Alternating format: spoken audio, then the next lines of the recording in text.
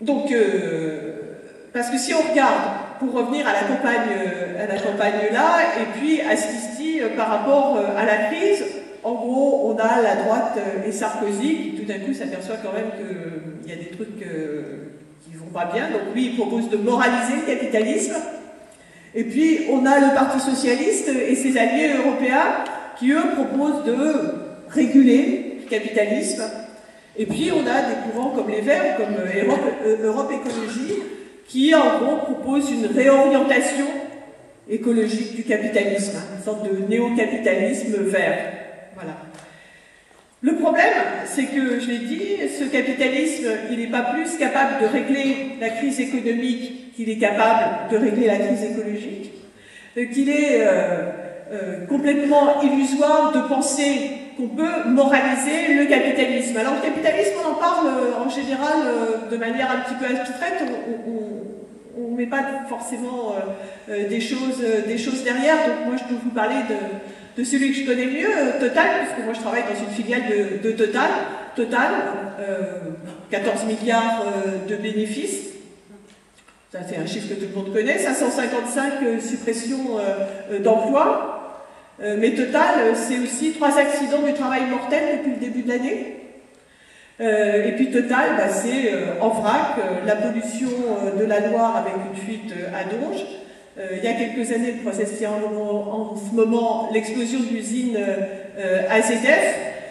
Et puis Total, c'est le travail forcé en Birmanie. Et puis comme Total, c'est aussi l'héritage de la fusion, enfin c'est la fusion entre Elf et Total, c'est donc aussi l'héritage de Elf.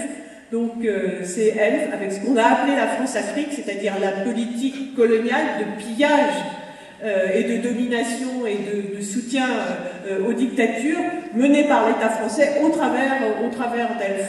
Bon. Alors, je sais pas, mais se dire qu'on va moraliser Total, c'est à peu près comme de penser qu'on va convaincre le pape, par exemple, d'aller manifester pour l'avortement libre et gratuit. Bon. Ou peut-être de participer à la journée des fiertés homosexuelles à la mi-juin. Voilà, ça ne le fait pas. Bon, je parle de Total parce que c'est ceux que je connais le mieux, mais on peut parler des industriels de la pharmacie ou de ceux qui licencient un peu partout. Donc voilà, on ne peut pas leur faire confiance, donc il faut prendre les choses en main et il faut proposer un véritable plan d'urgence sociale et écologique. Je ne sais pas où j'en suis tout le temps. D'accord.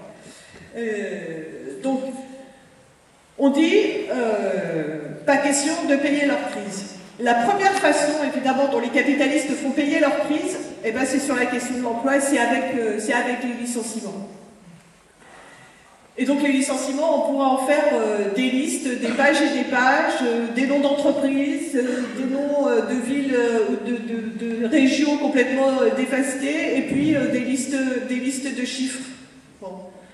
Mais nous, ce qu'on voit derrière les licenciements, mais c'est sans doute parce qu'on ne regarde pas le monde du même côté, à partir du même point de vue, ce qu'on voit à partir des licenciements, c'est que derrière chaque licenciement, il y a une vie. Il y a une vie qui est interrompue, brisée par la perte de l'emploi. Et puis dans cette situation-là, ça veut dire le chômage, avec les conditions dans lesquelles on est au chômage aujourd'hui. Et puis si on retrouve du boulot, ben, ça veut dire un boulot qui va être plus mal payé, plus précaire, quelquefois à l'autre bout de la France, avec tout ce que ça veut dire de désorganisation de sa propre vie et puis de la vie de celles et ceux avec lesquels on vit, de sa famille. Et puis au-delà de ça, le licenciement, ça renvoie aussi à tout ce qu'est le travail aujourd'hui. Les conditions de travail extrêmement pénibles. Ça veut dire que tout ce qu'on a accepté comme travail forcé, hein, de se lever de bonne heure, d'être crevé quand on sort le soir, dans toute une série d'usines, de travailler la nuit, de ne pas passer les week-ends, de ne pas passer les fêtes avec ses amis ou avec sa famille. Et puis le travail, c'est aussi toute l'usure prématurée. C'est les accidents du travail. 2 morts par jour, les accidents du travail. C'est les maladies professionnelles. Mais on dit, ben voilà, vous avez eu tout ça, on vous a imposé tout ça, puis c'est fini. On vous a pressé comme des citrons et puis maintenant on vous jette comme des Kleenex. Donc pour nous, les licenciements ne sont pas acceptables. Alors il y a les licenciements collectifs dont on parle, mais la crise, elle a bon dos. Elle permet aussi de rendre les conditions à l'intérieur des entreprises encore plus difficiles. difficile et encore plus dictatorial, je dirais. Et donc, au licenciement collectif, il faut ajouter aussi tous les licenciements dont on ne parle pas, les licenciements individuels, les licenciements pour faute, qui sont de plus en plus nombreux, et les licenciements pour incapacité. C'est-à-dire, on vous a bien usé au boulot, et puis on vous dit, bah, vous n'êtes plus capable, vous n'êtes plus pour rien, et on vous fout à la porte.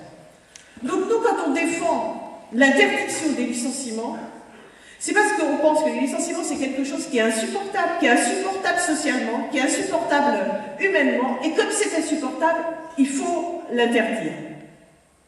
Et puis en même temps qu'on dit l'interdiction des licenciements, on dit qu'il faut réduire massivement le temps de travail, qu'il faut répartir le temps de travail entre toutes et tous, qu'il faut travailler moins durement pour travailler toutes et tous. Alors c'est vrai que la question de la réduction du temps de travail a un peu perdu ça fait plus rêver, quoi, pour aller vite. Ça a un peu perdu de sa crédibilité à cause de la façon dont la réduction du temps de travail a été faite par un gouvernement socialiste, par Martine Aubry, bon, où ça a été souvent synonyme d'intensification du travail, du calcul annuel, hein, de plus de flexibilité, et donc réduction du temps de travail, ouais, mais enfin si c'est pour que ce soit pire, c'est peut-être pas une bonne idée. Donc il faut revendiquer haut et fort une réduction du temps de travail pour être moins fatigué, et puis aussi pour avoir le temps de faire autre chose de sa vie, et puis pour en finir avec ce fantastique moyen de chantage que représente le chômage, alors que ce soit le chômage total ou le chômage partiel avec ce demi-salaire qui sont imposés dans plein d'entreprises en ce moment, et puis aussi le travail à temps partiel imposé. Bon. Donner les moyens de travailler toutes et tous en réduisant massivement le temps de travail, c'est la réponse à ce chantage patronal et à cette division.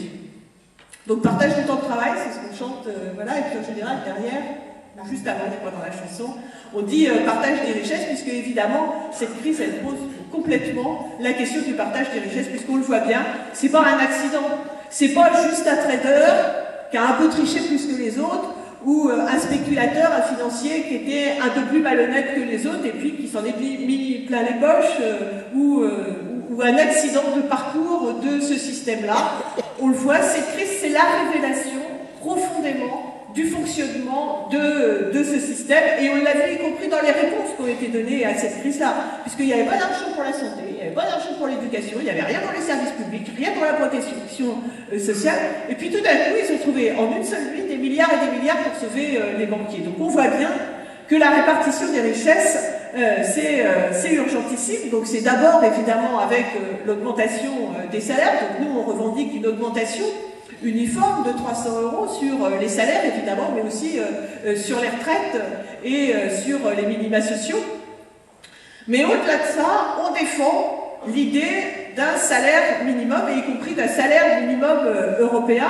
Alors là c'est pareil, c'est un peu comme sur la réduction du temps de travail. On dit salaire minimum, on a méfiance parce qu'on se dit ça c'est un coup à rabaisser tout le monde, à niveler vers le bas. Évidemment, quand on défend l'idée d'un salaire minimum à l'échelle européenne, c'est l'idée d'un salaire minimum au niveau, à équivalence avec les 1500 € nets qu'on revendique, avec l'idée que c'est le minimum qu'il faut pour vivre correctement, et si c'est le minimum pour vivre correctement, c'est le minimum pour tout le monde. C'est-à-dire, c'est le salaire minimum d'embauche, mais c'est le minimum quand on est à la retraite, et c'est aussi le minimum pour les jeunes, pour une allocation d'autonomie qui puisse permettre de choisir sa vie. Et avec l'idée